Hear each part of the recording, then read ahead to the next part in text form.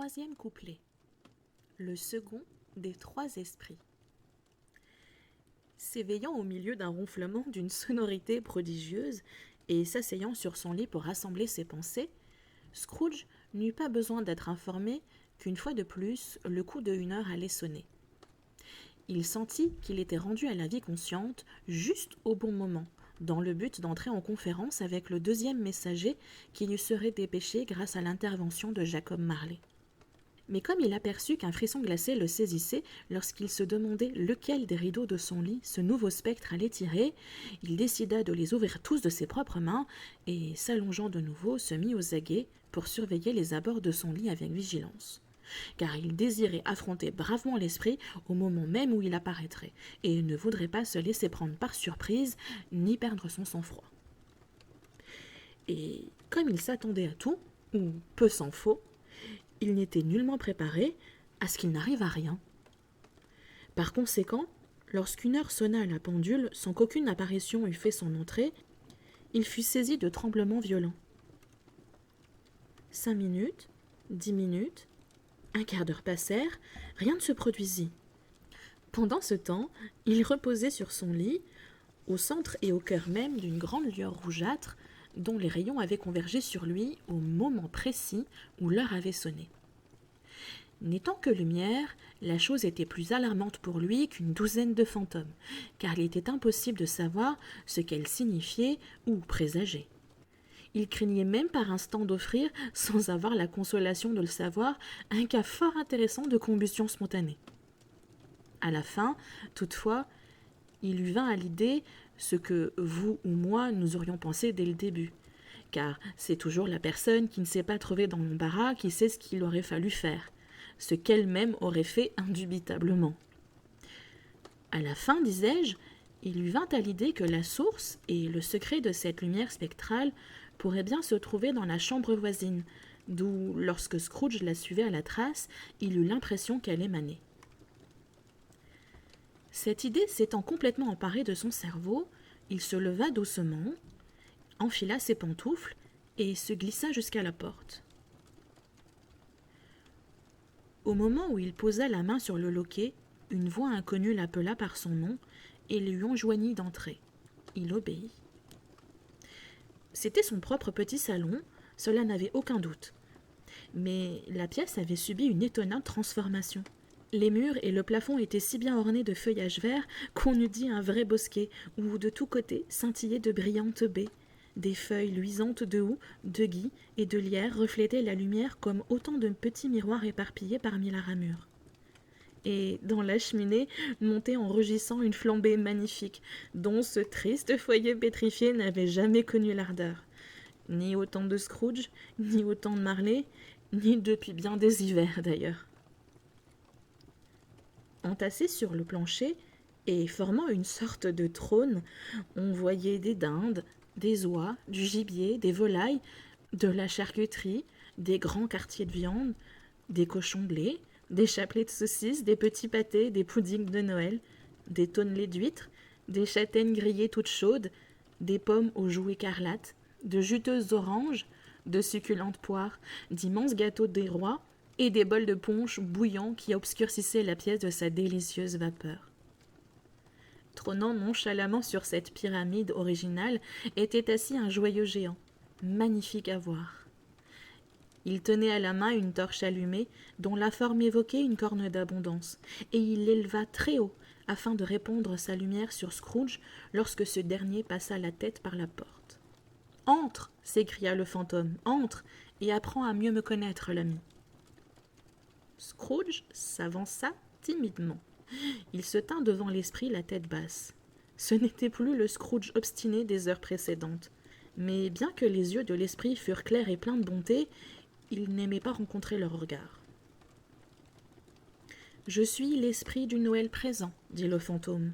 Regarde-moi en face, s'il te plaît. » Scrooge obéit avec respect.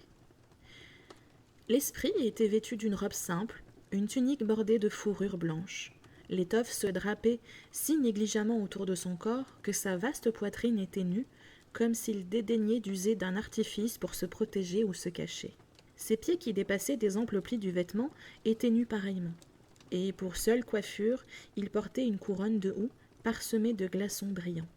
Les longues boucles de sa chevelure brune flottaient librement, sans plus de contrainte qu'il n'y en avait dans son visage franc, son œil clair, sa main ouverte, sa voix gaie, ses manières aisées et son air jovial. À sa taille pendait un antique fourreau, mais elle était vide de toute épée et rongée par la rouille. « Tu n'as jamais vu mon pareil » s'écria l'esprit. « Non, je ne crois pas » dit Scrooge. L'esprit du Noël présent se leva. « Esprit, » dit Scrooge avec soumission, « conduisez-moi où vous voudrez. Je me suis promené la nuit dernière bien malgré moi, et j'ai reçu une leçon qui commence à porter ses fruits. Si vous avez ce soir quelque chose à m'enseigner, je veux en faire mon profit. »« Touche ma robe, » dit l'esprit. Scrooge fit ce qu'on lui disait et saisit la robe d'une main ferme. Gui, bérose, lierre, dinde, oie, gibier, volaille, charcuterie, viande, cochon, saucisses, huîtres, pâté, pudding, fruits, punch, tout disparut à l'instant. S'évanouirent de même le feu, la pièce, la lueur rougeâtre et l'heure nocturne.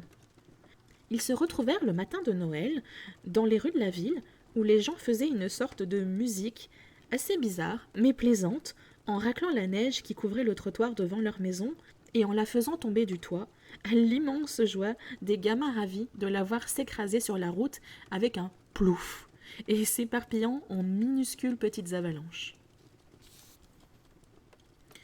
Le fantôme avait une faculté particulière qu'en dépit de sa taille gigantesque, il pouvait s'adapter sans en être gêné à n'importe quel endroit et qu'il se tenait sous le toit le plus bas avec autant de grâce et avec la même majesté surnaturelle qu'il l'aurait fait dans la salle la plus haute.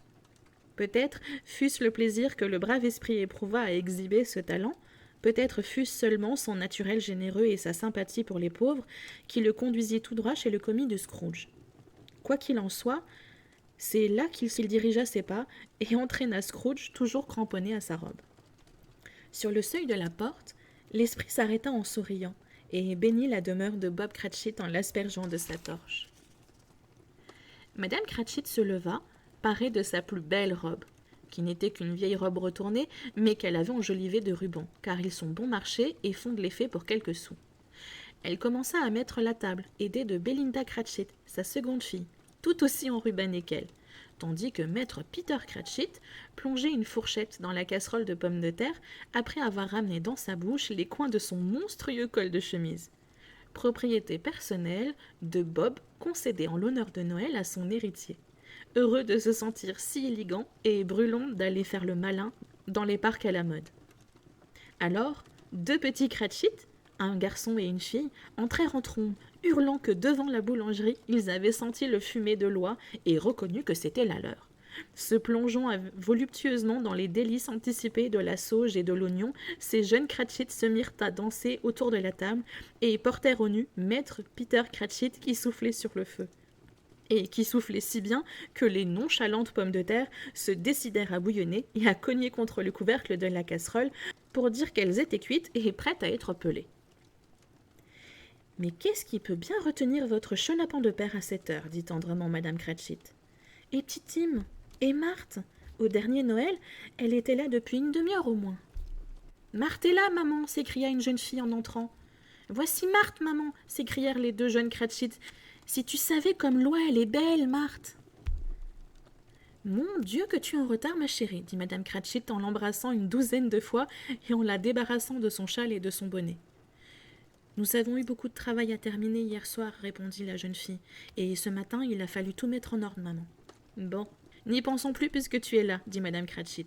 Assieds-toi devant le feu, ma grande, et réchauffe-toi un bon coup. »« Non, non » crièrent les deux jeunes Cratchit. « Papa arrive. Cache-toi, Marthe, cache-toi » Marthe se cacha donc, et l'on vit entrer le petit Bob, le père, avec un bon maître des cache-nez, sans compter la frange, qui pendait devant lui, et ses vêtements râpés, reprisés et brossés, pour leur donner un petit air de fête. Avec Titime juché sur ses épaules. Hélas, le pauvre Titime marchait avec une petite béquille, et ses jambes étaient soutenues par une armature de fer. « Eh bien, où est notre Marthe » demanda Bob Cratchit en regardant autour de lui. « Elle ne vient pas, » dit madame Cratchit. « Elle ne vient pas » répéta Bob. perdant brusquement sa bonne humeur. Lui qui avait servi de pur sang à Petite Tim et qui était revenu de l'église au grand galop. Elle ne vient pas le jour de Noël? Marthe eut du chagrin de le voir si déçu, fût-ce par plaisanterie. Elle sortit donc prématurément de sa cachette derrière la porte du placard et courut se jeter dans ses bras, tandis que les deux jeunes Cratchit s'emparaient de Petit Tim et l'emportaient dans la buanderie pour lui faire écouter le pudding qui chantait dans le chaudron. « Est-ce que Petit Tim a été sage ?» demanda Madame Cratchit, après avoir taquiné Bob au sujet de sa crédulité, et quand Bob eut embrassé sa fille autant qu'il en avait envie. « Sage comme une image, et mieux encore, dit Bob. On dirait qu'à rester si longtemps assis tout seul, il réfléchit à des tas de choses, et il lui vient des idées les plus étranges du monde. Il m'a dit en revenant qu'il espérait que les gens l'avaient bien regardé à l'église, parce qu'il est infirme, et que cela doit leur être agréable, surtout le jour de Noël, de penser à celui qui fit marcher les mendiants paralysés et rendit la vue aux aveugles. » La voix de Bob tremblait en répétant ces mots. Et elle tremblait bien davantage, lorsqu'il ajouta que Petit Tim prenait tous les jours plus de force et plus d'entrain.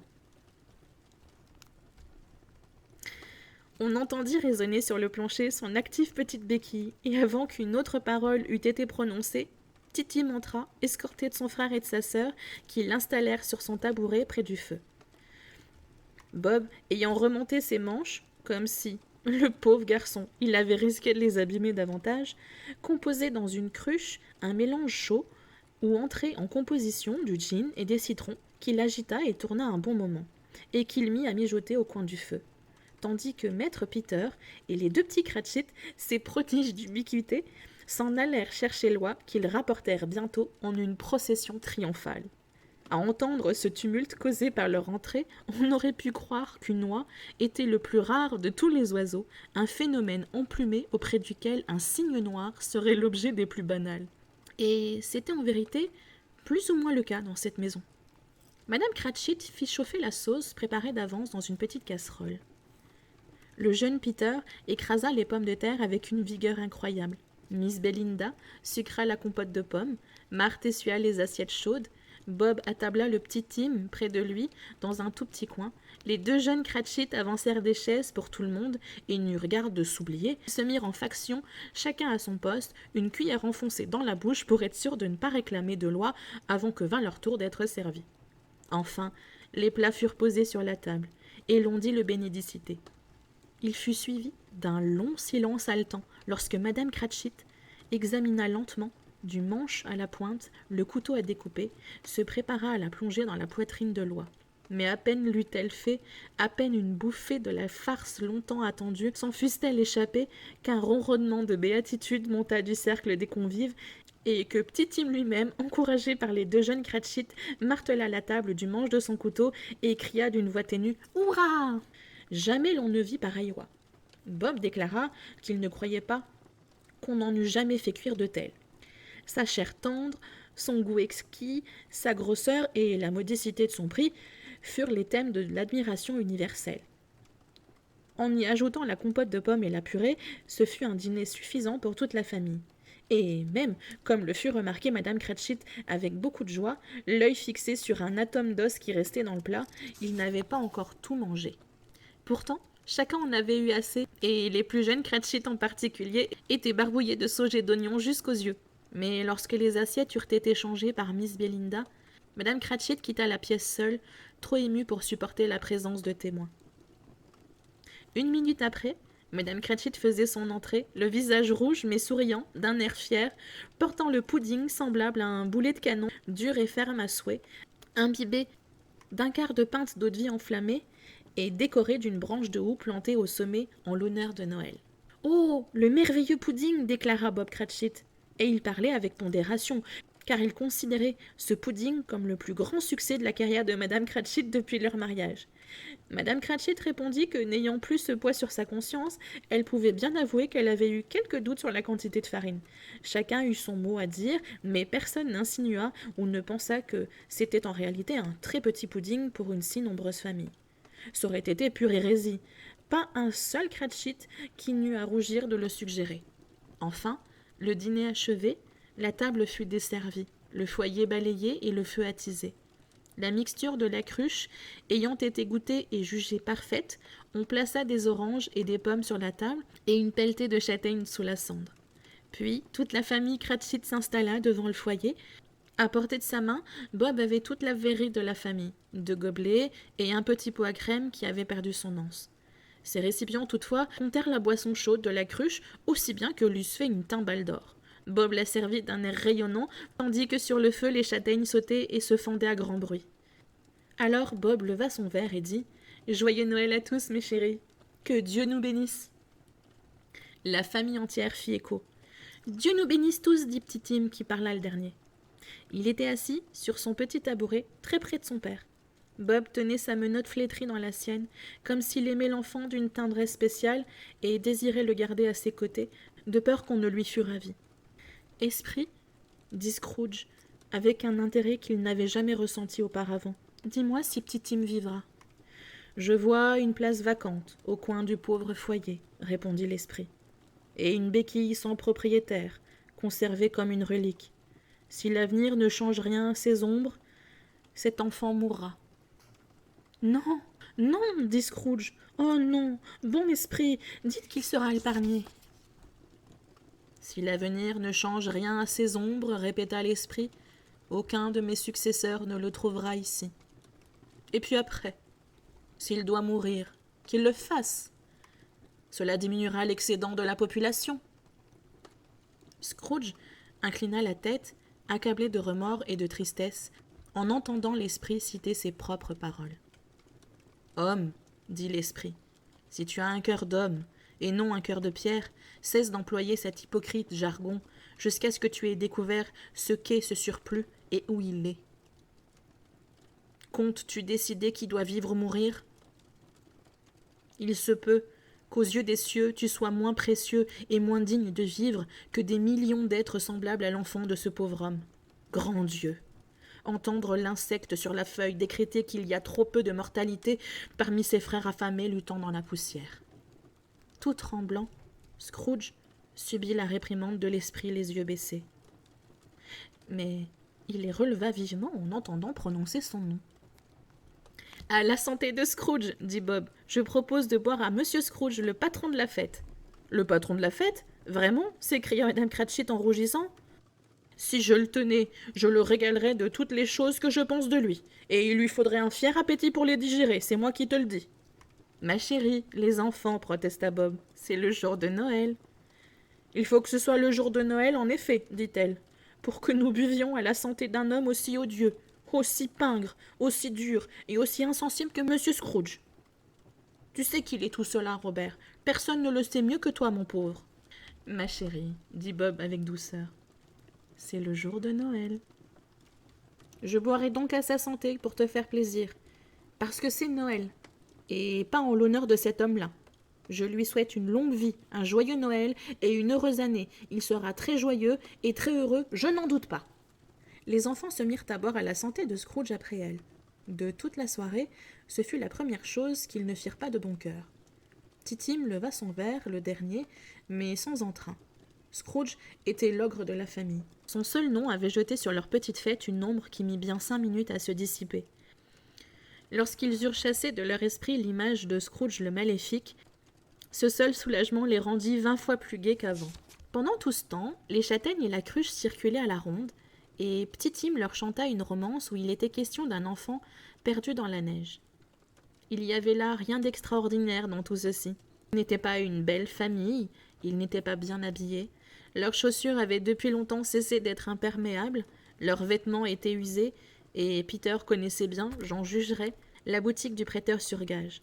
Pourtant, ils étaient heureux de vivre et pleins de gratitude, satisfaits les uns des autres et de la fête qu'ils célébraient. Et lorsqu'ils s'effacèrent peu à peu au regard, l'air encore plus ravi à la lueur des brillantes étincelles dont l'esprit les aspergeait en partant, Scrooge tint les yeux fixés sur eux, surtout petit Tim, jusqu'à ce qu'ils eussent complètement disparu. À ce moment, la nuit était tombée, et il neigeait assez fort. L'esprit ne s'attarda pas, et ordonnant à Scrooge de bien tenir sa robe, il se mit à survoler les terres. Il se dirigea rapidement vers... Non, pas vers la mer. Si, vers la mer, À sa grande terreur, Scrooge, en tournant sa tête, vit s'éloigner l'effrayant alignement de rochers du rivage, et ses oreilles furent assourdies par le tonnerre des vagues. L'esprit poursuivit sa course rapide au-dessus de la mer noire et houleuse, toujours plus avant, jusqu'à ce qu'ayant laissé loin derrière eux tout rivage, ainsi qu'il en informa Scrooge, ils vinrent se poser sur un navire. Ils se tinrent auprès du timonier à la barre, auprès de la vigie du bossoir, auprès des officiers de quart.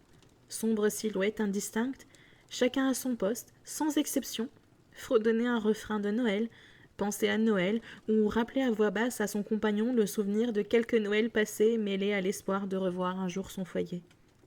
Et tous les hommes de bord, éveillés ou endormis, bons ou méchants, avaient échangé ce jour-là des paroles plus bienveillantes qu'en aucun autre jour de l'année. Tous avaient pris une part plus ou moins grande à sa célébration. Tous avaient évoqué leurs chers absents avec la certitude que, là-bas, ceux qu'ils aimaient pensaient à eux en ce jour.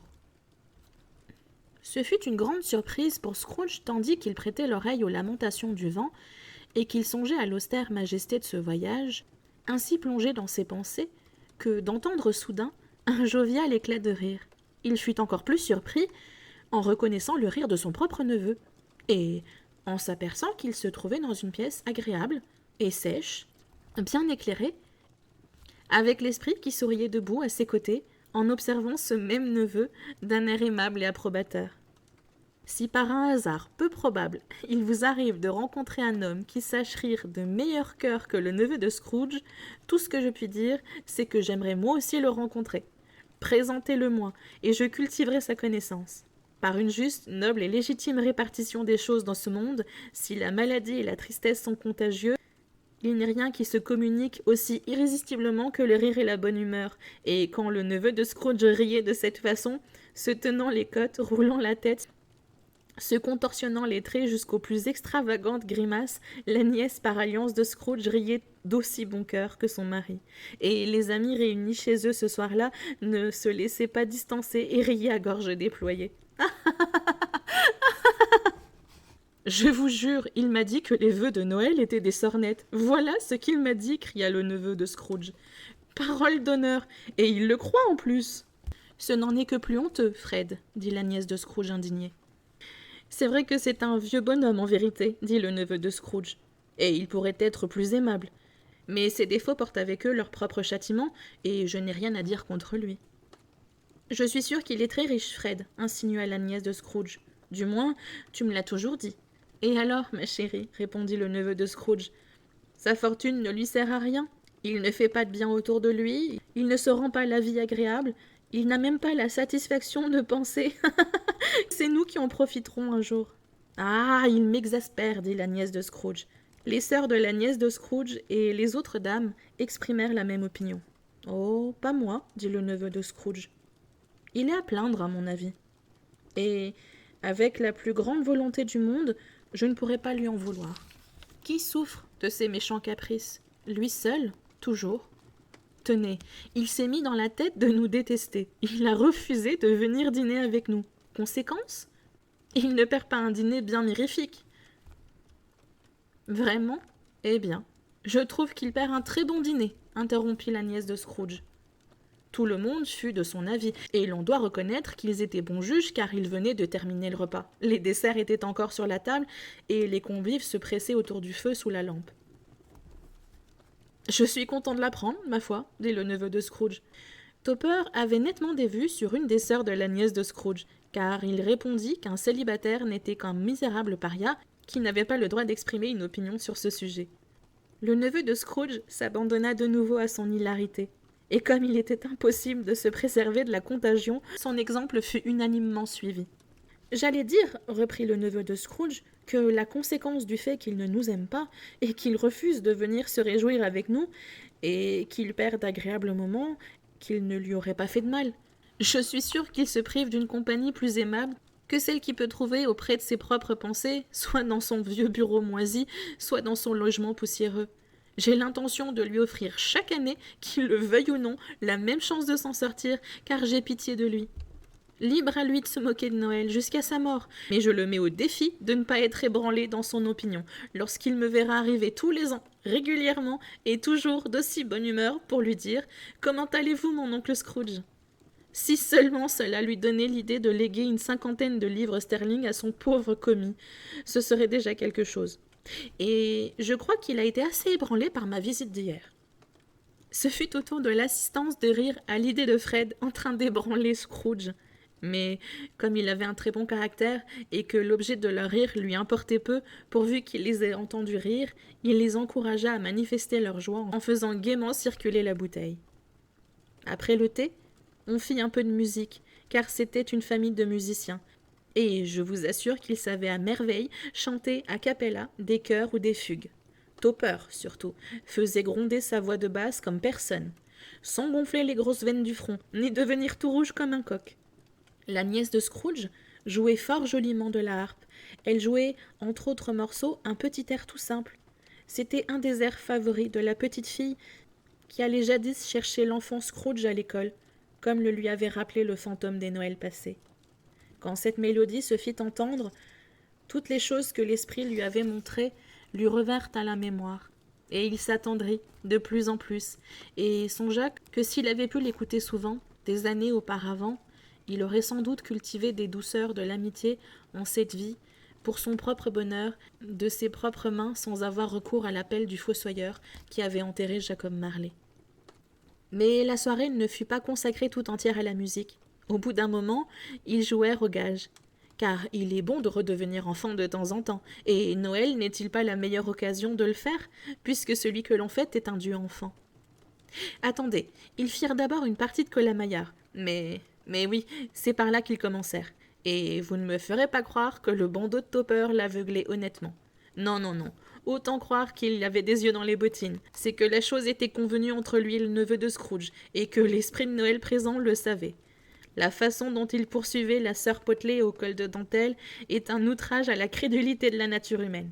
Renversant la garniture du foyer, roulant par-dessus les chaises, cognant au piano, s'enchevêtrant à y étouffer dans les rideaux, partout où elle allait, il allait. Il savait toujours où se trouvait la sœur Potelé. Il n'essayait même pas d'attraper les autres. Si vous vous étiez jeté sur lui volontairement, comme certains le firent, il l'aurait fait pour essayer de vous saisir une feinte offensante pour votre intelligence avant de repartir aussitôt dans la direction de la sœur Potelé.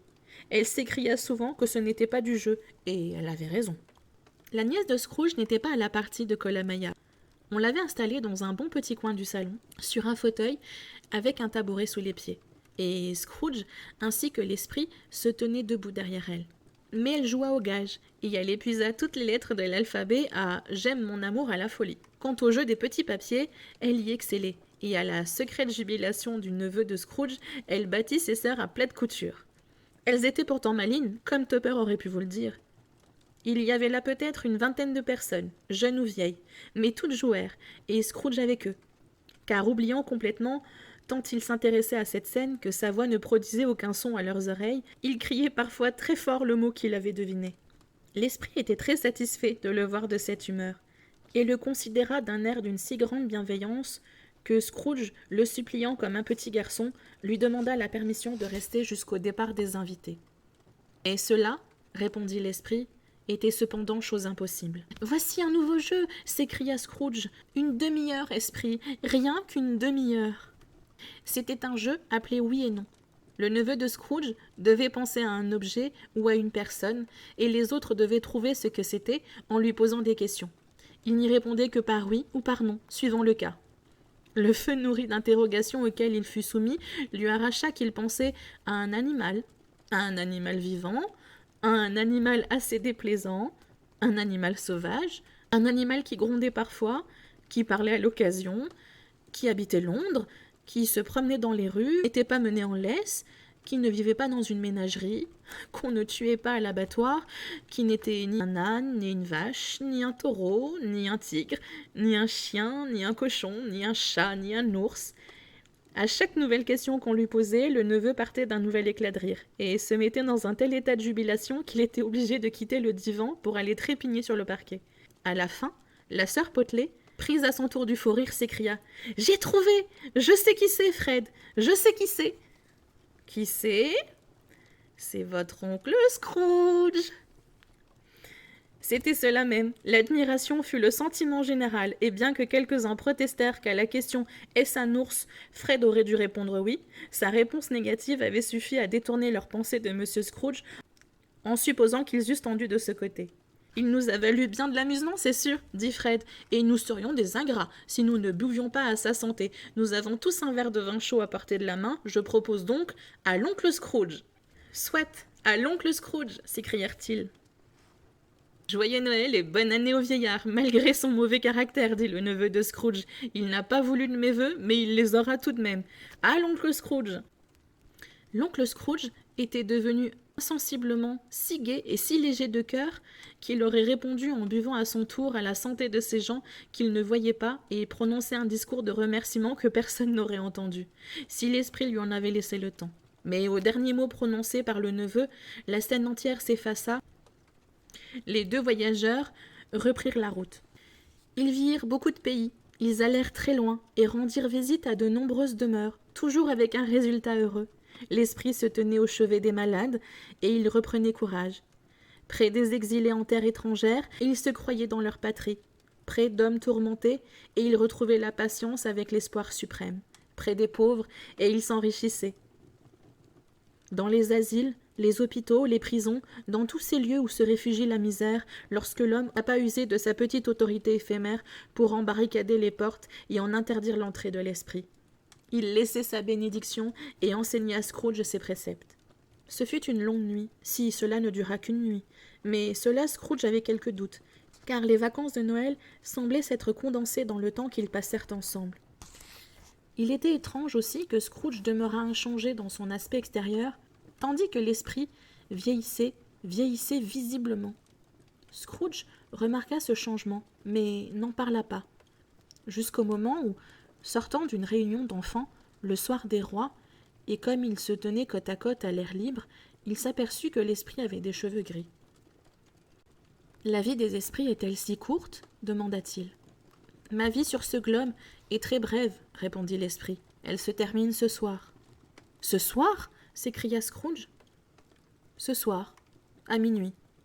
Écoute, le moment approche. » Aux horloges sonnaient au même instant les 3/4 de 11 heures. « Pardonnez l'indiscrétion de ma demande, » dit Scrooge, les yeux fixés sur la tunique de l'esprit, « mais je vois quelque chose d'étrange dépasser de votre robe et qui n'appartient pas à votre personne. Est-ce un pied ou une griffe ? À en juger par la chair qui le recouvre, ce pourrait être une griffe, » répondit tristement l'esprit. « Regarde. » Des plis de son vêtement, il fit sortir 2 enfants, misérables, abjects, effrayants, hideux et pitoyables, qui s'agenouillèrent à ses pieds et se cramponnèrent à ses jupes. « Regarde, ô homme, regarde et baisse les yeux, et regarde !» s'écria l'esprit. C'était un garçon et une fille, jaunes, décharnés, en haillons, l'air renfrogné et féroce, mais humblement prosternés. Alors que la grâce de la jeunesse aurait dû s'épanouir sur leurs traits et leur prêter ses plus fraîches couleurs, une main aussi flétrie et desséchée que celle du temps les avait pincés, tordus et effilochés. Là où des anges auraient dû trôner, rôdaient des démons au regard sinistre et menaçant. Nulle métamorphose, nulle dégradation, nulle perversion de l'être humain, à quelque degré que ce soit, dans les mystères les plus étonnants de la création, n'ont produit des monstres aussi horribles et aussi terrifiants. Scrooge recula, épouvanté. Comme on les lui présenta ainsi, il essaya de dire que c'étaient des beaux enfants, mais ses paroles s'étouffèrent d'elles-mêmes plutôt que de se faire les complices d'un aussi énorme mensonge. « Esprit, est-ce que ce sont tes enfants ?»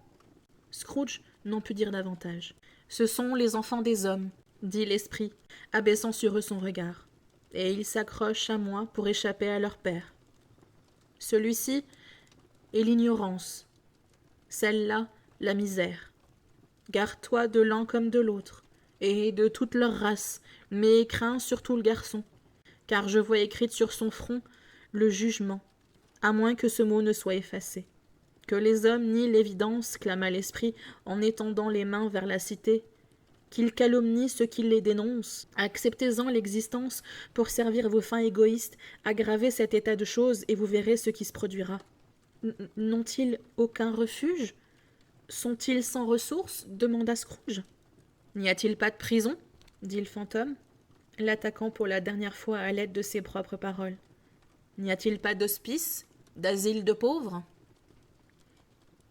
Minuit sonna. Scrooge chercha des yeux le fantôme, et il ne le vit plus. Quand le dernier des 12 coups cessa de vibrer, il se rappela la prédiction du vieux Marley, et, levant la tête, il aperçut un spectre, à l'allure solennelle, voilé et encapuchonné, qui s'avançait vers lui comme glisse une brume au ras du sol.